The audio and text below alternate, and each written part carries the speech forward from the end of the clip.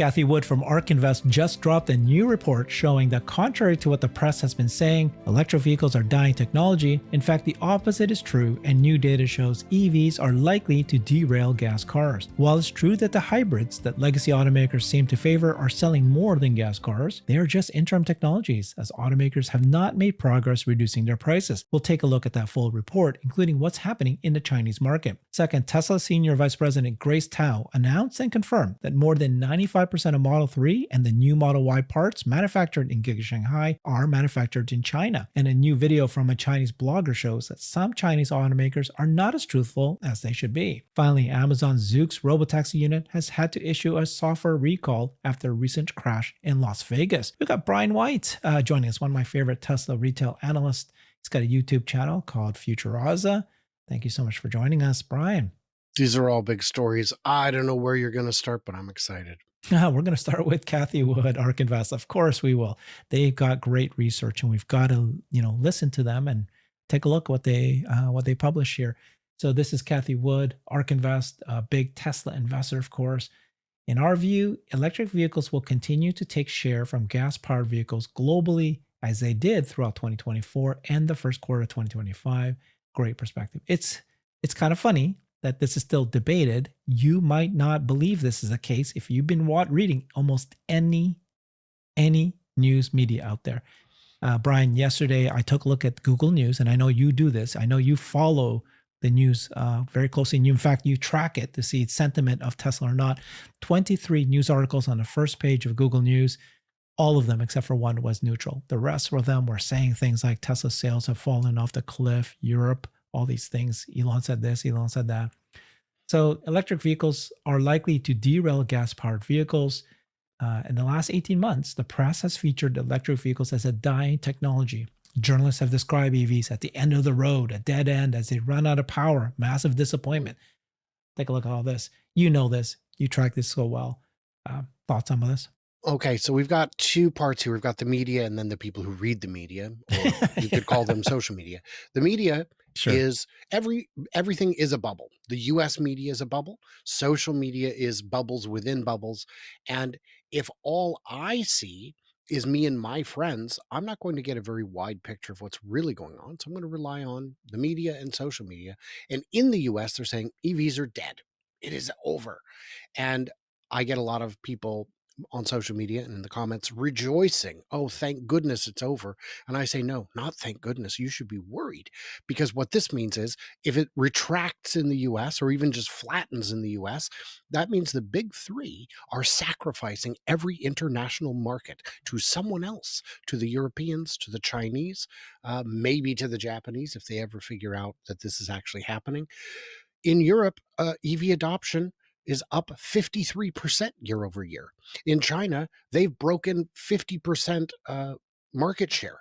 It is huge, and it is happening whether you like it or not. So yes, globally, EVs are absolutely taking over.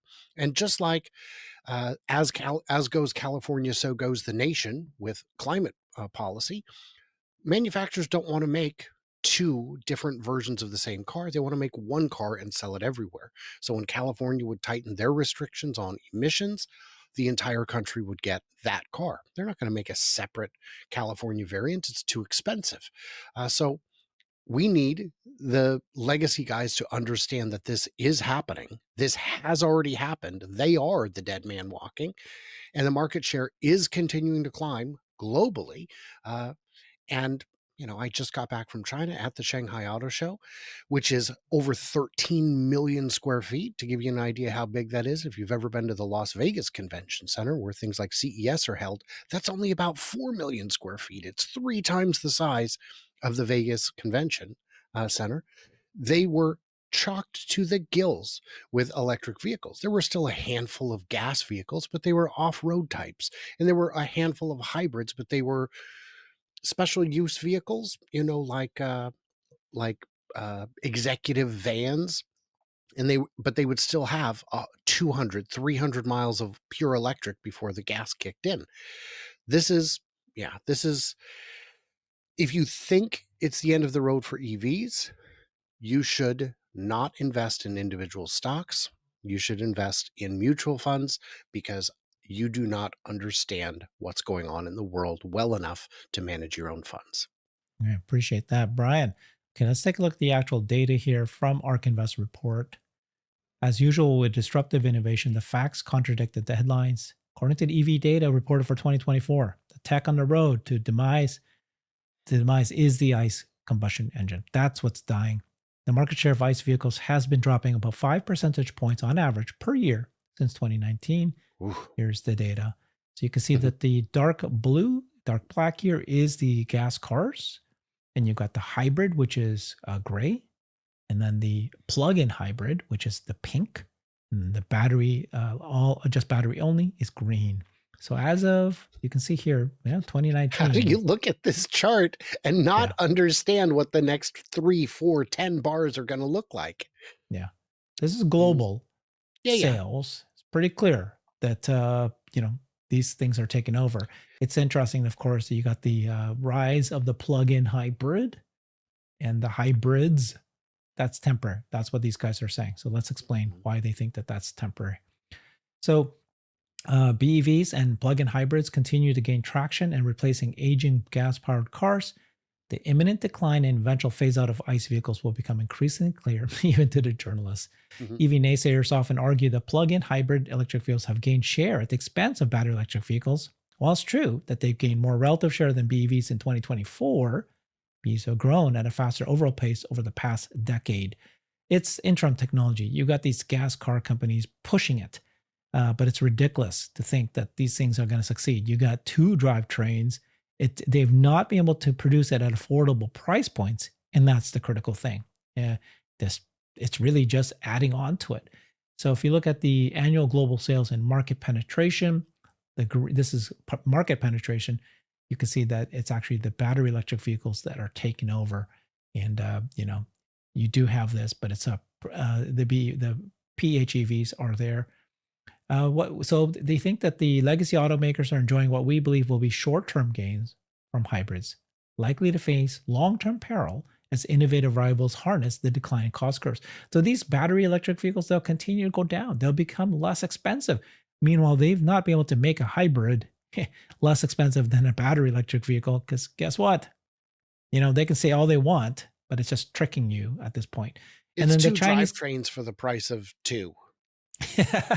Two drivetrains for the price of two. Right, exactly. It's ridiculous. Chinese companies have reduced electric vehicle costs aggressively, offering a glimpse into the likely transition, right? Last year, the market share of BEVs and PHEVs was 25% and 19%, respectively, pushing the share of ICE vehicles down more than 10 percentage points from 62% to 52%. Yeah, this is the first year, 2025, right? That over 50% of all new cars sold now in China is electric. It's electric. Yeah. So here's the China market share. Who's buying these plug-in hybrids or just hybrids generally? Well, there's a few people, but one is people who just don't have access to charging. If I did not have the ability to charge at home, it would be too stressful, I think, to say I'm always going to be able to get to an outlet, but I can always get to gas.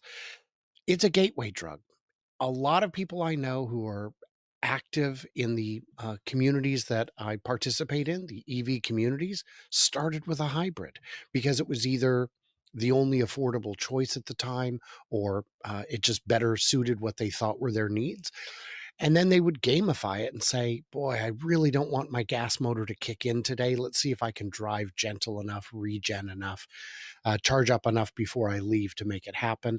And then, of course, their next car was an EV. So I'm not mad about hybrids. I would rather have people getting hybrids than gas cars, but it's a half measure, but at least it's some measure. That's a very good explanation. So this is what's happening in China, and like what you said about California, we're going to see this. This is what's going to end up playing out for the rest of the world. In China, this is 2024. The ones in black is gas cars. The gas cars have fallen to 52%. And this is where I was saying that in 2025, this year, I think it already happened a couple months ago. Now it is it's now flipped, where more than 50% of all new cars are these PHEVs and BEVs. And so you can see that the pink it's grown faster from 10.9% to 18%. These hybrids grew faster than the green, 23 to 25%. That's true. But at the end of the day, what just real story here is that gas cars are dead in China. And it's clear. It's very clear at that point. So if you are dead in China, gas cars, how can you be a global automaker if you're still making gas cars here in the US? Like at some point, you can't be selling to China anymore. And many countries are switching over. And the US is kind of unique in that it's only at 10% BEVs. And that's We where are they, very yeah. far behind the curve on that. If you look at all of the markets that buy the majority of the cars, they all have a looming EV mandate. And if you look at, well, yeah, but Europe has talked about rolling it back. They talked about it, but then something happened. All the manufacturers released electric vehicles. All of the manufacturers stepped up and did the uncomfortable thing. They didn't want to make electric vehicles. They were making good money off dyno burners, but those days have to come to an end. I had a comment today. Congress is now very seriously proposing that they will end the $7,500 IRA credit and all of the other components of the IRA. And a gentleman on X told me, well, this is good. EVs should stand on their own merits, not mandates. And I said, yes, but unleaded gas should win on its own merits, not mandates. Child labor should end on its own merits, not that. I mean, leaded pipe should end on their own merits, not man. I mean, come on, what are we doing here? At some point, you have to push people to do the uncomfortable thing because it is the right thing.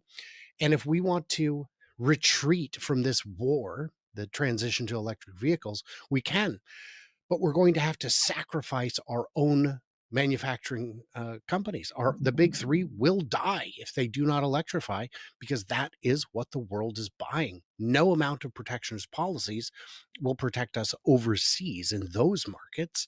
So do we want GM to retreat to just being a national company, a local, a regional company? I mean, that's fine, I guess. They're going to lose economies of scale. They're going to lose the ability to recruit anyone of any serious merit.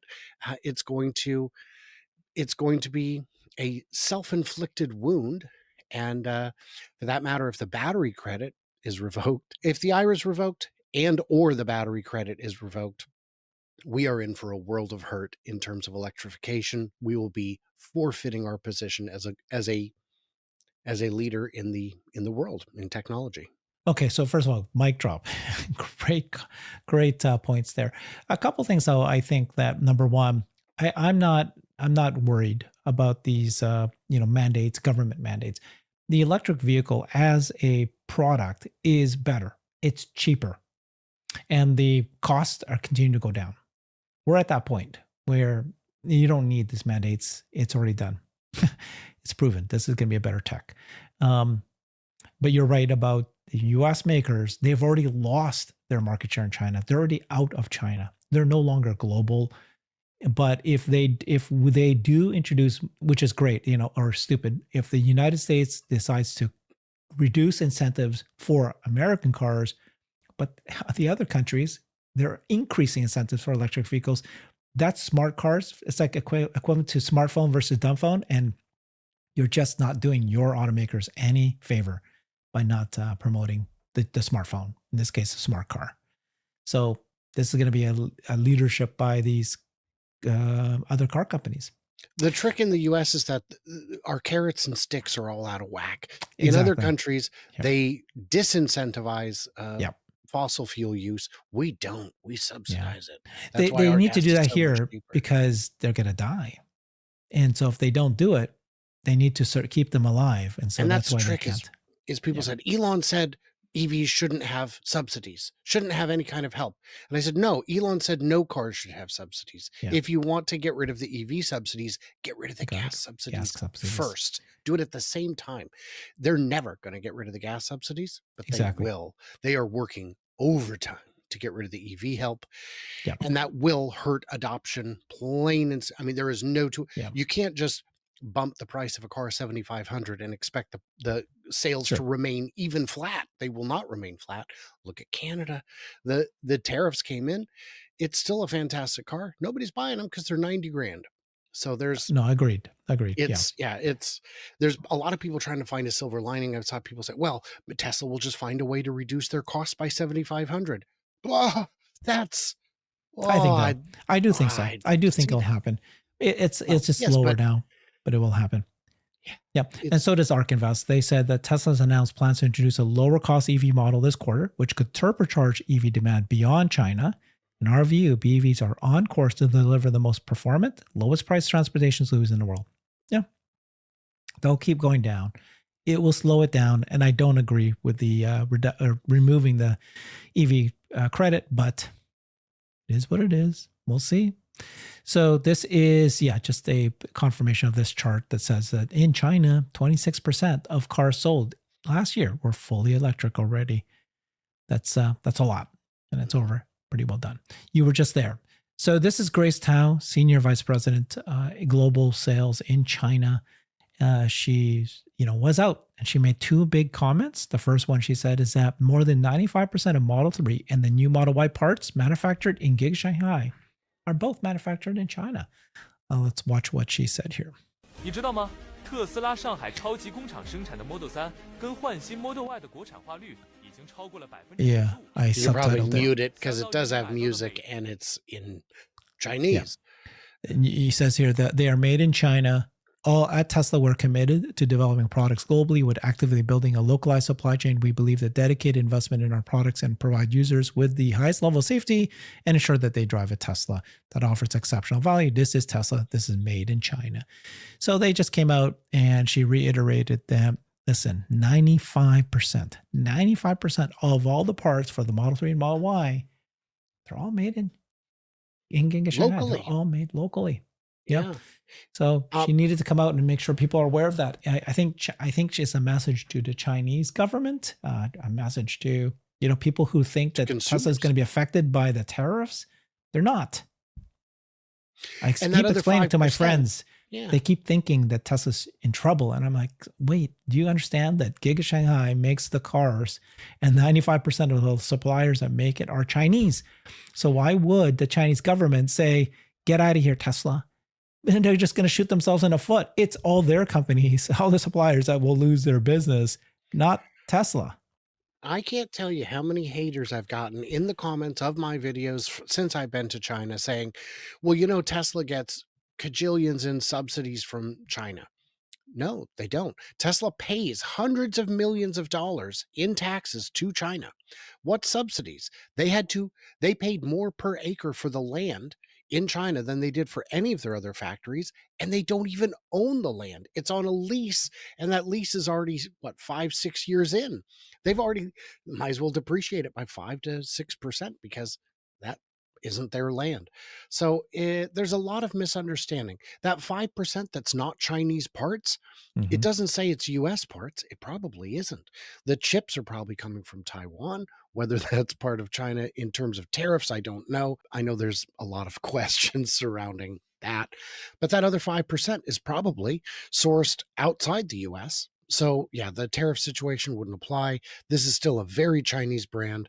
And my only concern is that some people, low information people, will see this headline and go, oh, well, I'm in America. I don't want to buy a Chinese car, a 95%.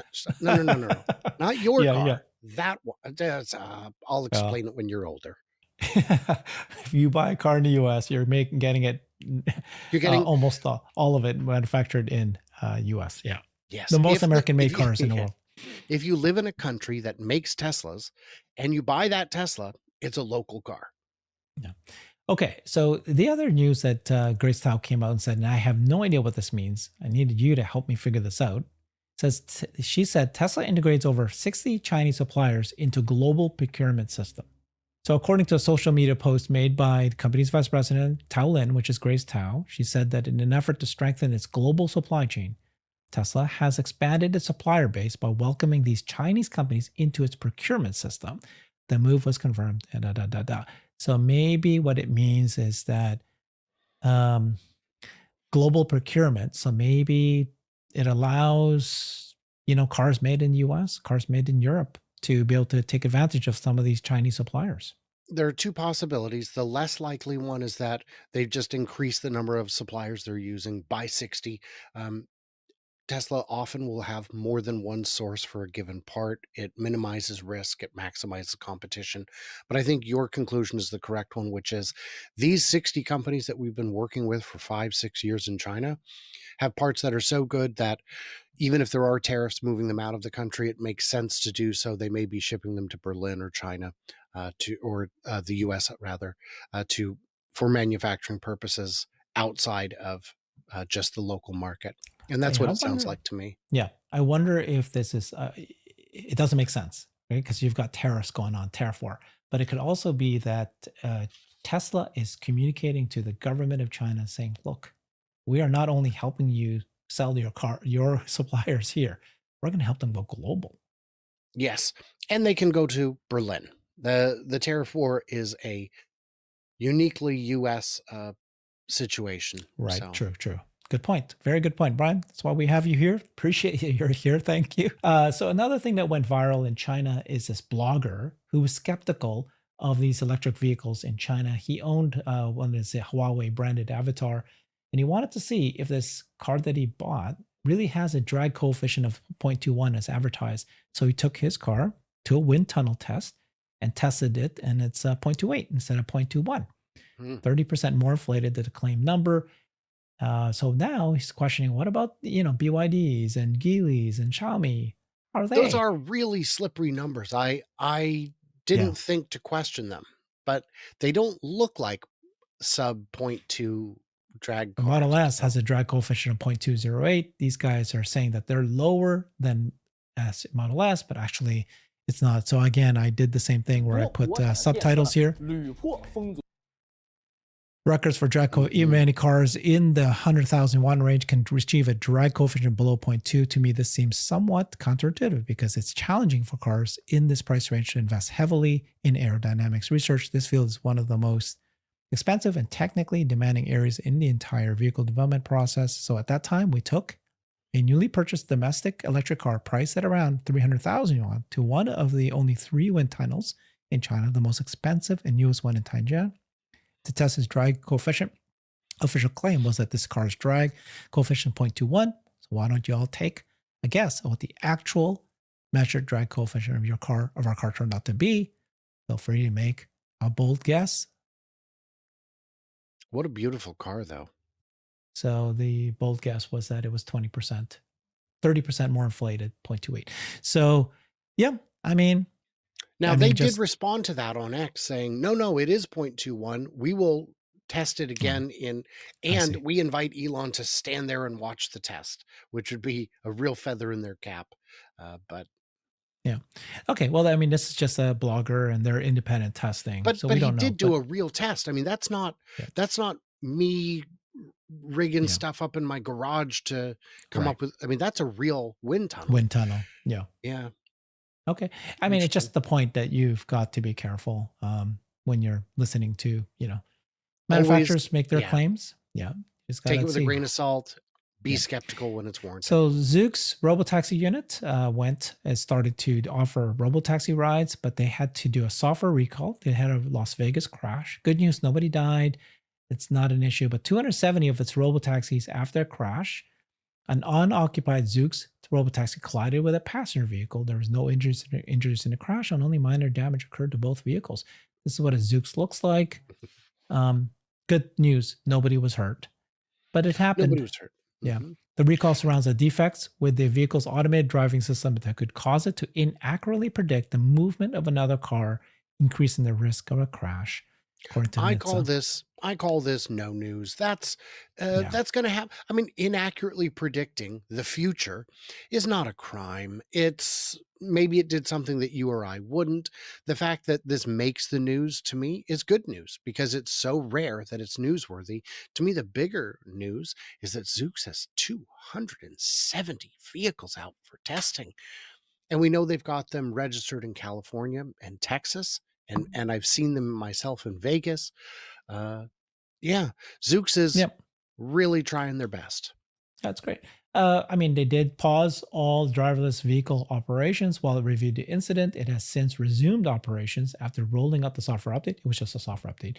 But after analysis and rigorous testing identified the root cause, we issued it. Yeah. So it was done, taken care of, And Zoox, Amazon acquired Zoox in 2020 for $1 billion. Amazon has fallen far behind Alphabet's Waymo, right? And Tesla's about to launch their service. Zoox has been testing its robotaxis in Las Vegas, Nevada, and Foster City in California. And they've begun to retrofit small fleet in Los Angeles. So, yeah, it's happening. It's great. It's interesting that it didn't list Texas, because I made a video that will be out yesterday or tomorrow. I'm not sure. That was about Texas's system. In Texas, all of the autonomous vehicles are registered. There's a website. You can go look up and see who's doing what, and they are there as well. But okay. Thank you so much, Brian. That was great. That was a lot of fun. Appreciate your feedback, especially you know quite a bit of China now, just like the way you know so much about the Cybercab because you interview those Cybercab engineers. You physically went to China and you looked at all these cars. And if you folks, you really need to visit his channel, FutureAza. He just came back a week or two ago and he went and took a look at many Chinese car companies and the dealerships, and he's unearthed what is real. What is actually real? What's going on? This is the guy to find out from. Thank you, Brian. See y'all. I've created a website that is the most comprehensive resource for the Tesla investor. Please check it out. Simply go to my website at herbertong.com.